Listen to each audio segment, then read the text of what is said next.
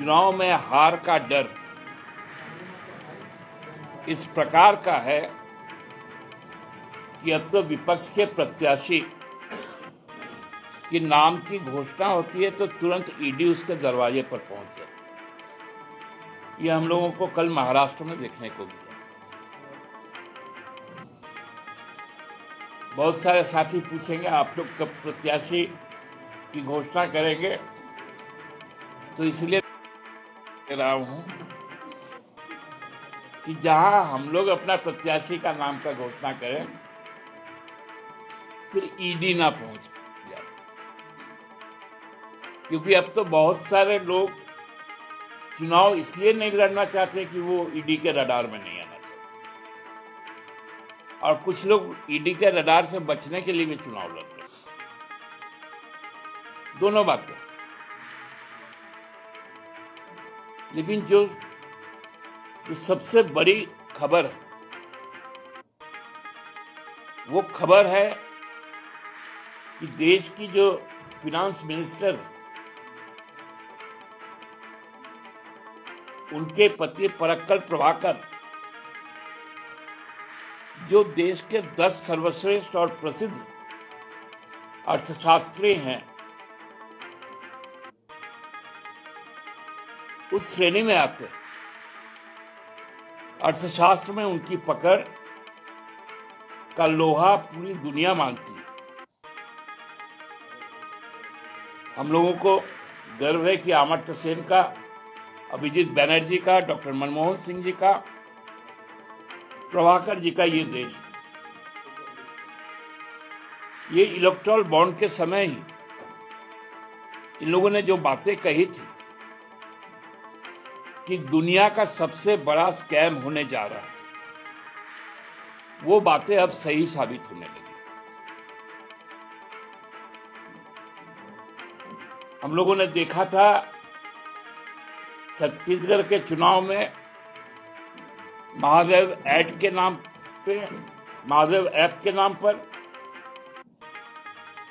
चुनाव लड़ा गया। अभी दिल्ली में कथित शराब घोटाले के स्कैम आए, जो अब सामने आ रहा है कि जो स्कैम में जो मुख्य किरदार है, जो सरकारी गवाह भी, वो पहला इलेक्टोरल बॉन्ड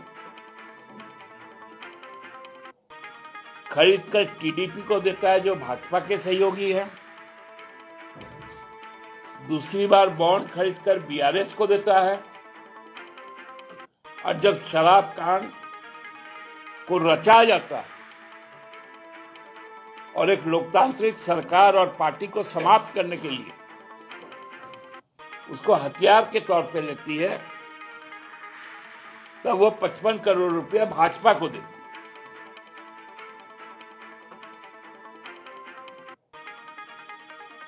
यहां पर भी फर्जीवाड़े से जमीन को किसी और का जो जमीन है उसको छुपाकर मनगढ़ंत कहानी बनाकर उसमें हमारे मुख्यमंत्री तत्कालीन को भी गिरफ्तार किया गया। वो हमारे पार्टी के लीडर भी। हम लोग इस बात को इसलिए बार बार उठाता हूं कि जहां मनी का ट्रेलिंग नहीं हुआ, जहां लॉन्ड्रिंग नहीं हुआ, वहां पीएमएलए आता कहां से? और जहां अब यह स्पष्ट हो गया कि जो शरद चंद्र रेड्डी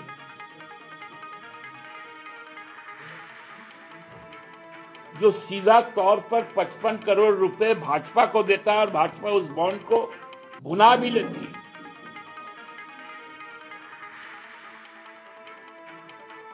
तो वहां पीएमएलए नहीं होता।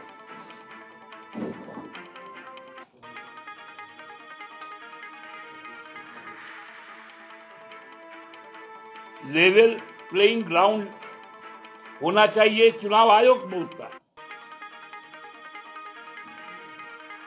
चुनाव आयोग जांच करवाए। आज देश में जितने एविएशन के सेक्टर में जो एजेंसियां काम करती,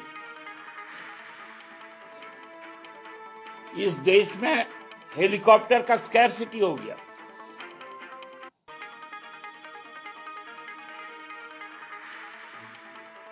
पचपन प्रतिशत एयरक्राफ्ट या फ्लाइंग मशीनें वो भाजपा के द्वारा आरक्षित कर ली गई।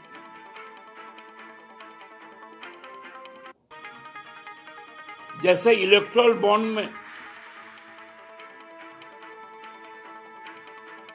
यही प्रतिशत से और थोड़ा ज्यादा भाजपा को अकेले मिला। अब एयरक्राफ्ट भी उसी तरह का हो गया। तो कहां से लेवल प्लेइंग ग्राउंड रहेगा? समतल भूमि कहां है?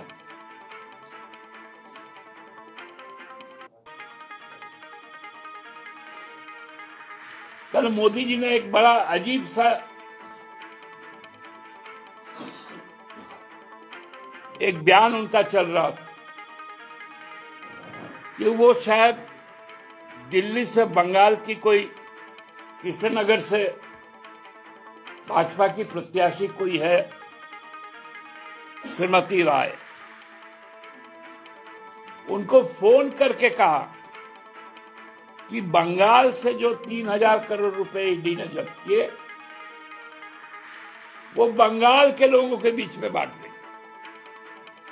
मोदी जी, जो स्विस बैंक में जमा रुपए आना था वो 15 लाख कहां गया?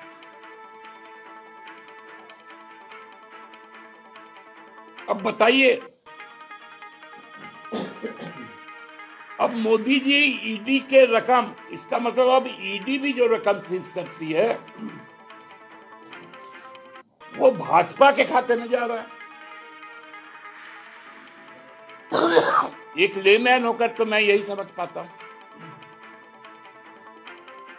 नहीं तो मोदी जी कैसे बांट देंगे? अब सीधा प्रलोभन दिया जा रहा है और चुनाव आयोग मौन है, क्योंकि लेवल प्लेइंग ग्राउंड है।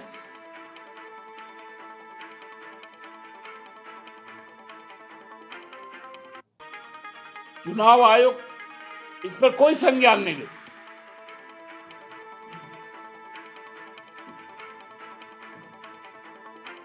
अजीब यहां पर एक माहौल बनाकर रख दिया गया। 17 चुनाव लोकसभा के हो चुके, इतना डर और आतंक का माहौल आज तक नहीं रहा।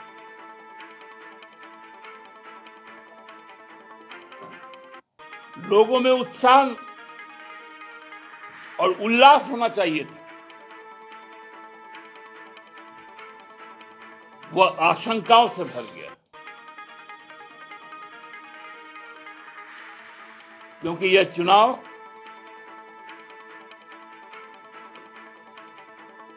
लोकतंत्र में नहीं हो रहा, लोकशाही में नहीं हो रहा। यह चुनाव ही फासीवाद और डिक्टेटरशिप को स्थापित करने के लिए हो रहा है।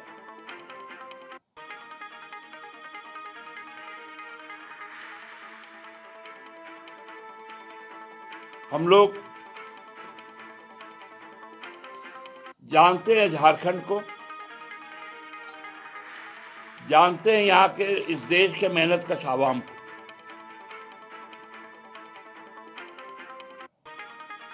भाजपा के अपने कार्यकर्ता भाजपा के लीडरशिप से आतंकित, बाहर से बुला बुलाकर उम्मीदवार उनको देना पड़ रहा है। मुझे तो आज आपके बीच में ये बात कहने को कहा गया है भाजपा के मित्रों के द्वारा कि कम से कम 20% आरक्षण तय हो सीटों के बंटवारे में, क्योंकि उनके यहां जो 13 उम्मीदवार हैं, यदि रिजर्व कैटेगरी को छोड़ दे जो 7 है,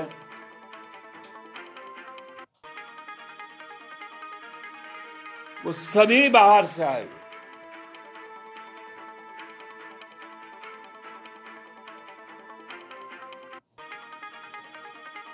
तो ये अपील भी उन लोगों ने कहा कि आप ही कर दीजिएगा, हमारी कोई सुनता नहीं,